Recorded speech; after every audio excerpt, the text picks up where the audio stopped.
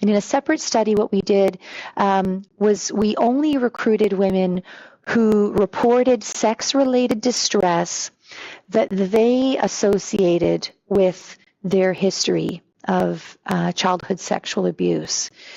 And so if you can imagine the experiences of these young victims, these young children, essentially, in the face of this abhorrent abuse taking place, many of them learn to dissociate. Many of them may, perhaps for protective reasons, learn to develop quite an active imagination and go elsewhere while the unwanted physical acts are taking place. So this likely evolved as somewhat of a protective mechanism for the young child as she was experiencing the sexual abuse.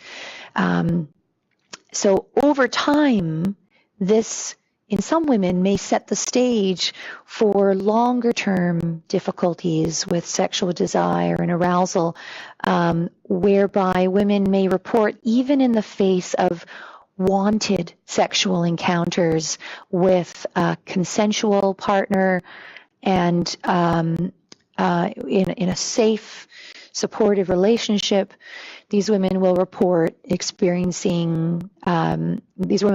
dissociating, disconnecting, not being present. Certainly not all women, but a fair bit of research has found history of childhood sexual abuse to be a rather significant predictor for long-term sexual difficulties. And so our view was that mindfulness might be specifically useful for this difficulty with dissociation that happened in the face of really wanted sexual contact. So in the context of this study, we recruited women who reported current sex-related distress, again, that they associated with their history of sexual abuse, and we randomized women either to a group mindfulness intervention or to a group cognitive behavioral therapy intervention. As I'm sure many of you know, quite a large literature supporting the effectiveness of CBT and prolonged exposure mechanisms for treatment of post-traumatic stress disorder that's associated with a history of sexual abuse.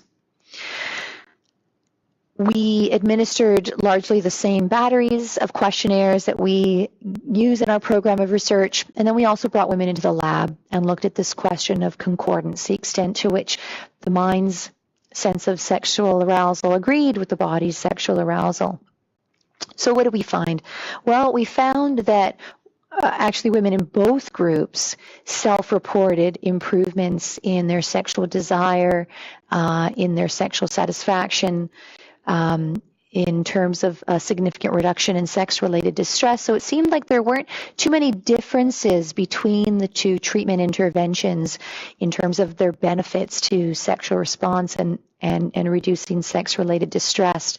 But when we brought women into the lab and we looked at the concordance between their subjective arousal and their physiological arousal, we found that it was only women randomized to the mindfulness intervention that had a significant improvement in their concordance. In other words, women after receiving mindfulness training and ongoing practice were much more able to become sexually aroused in their mind as their body was becoming aroused. And this happened largely in parallel or in sync with one another. Whereas women in the CBT group, there was no impact on their concordance between genital and subjective arousal.